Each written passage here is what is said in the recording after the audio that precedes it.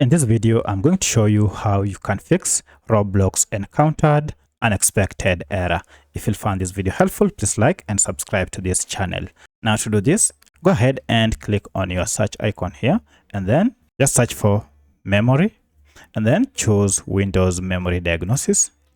And here you have two options. First, click on Restart Now and check for problem, which is recommended, and this will try and work out and fix the problem with your Roblox application. Once you're done, you can also go ahead and repeat the same process. Just type memory and then choose the second option, check for problems. The next time I start my computer, to make sure that each and every time you start your computer and before you play Roblox, there is no issue with unexpected error on Roblox. Once you're done, you will need to go ahead and restart your computer, and then this should have fixed your problem. If you have any other question, kindly let me know in the comment section. Otherwise, thanks for watching and let's meet in the next video.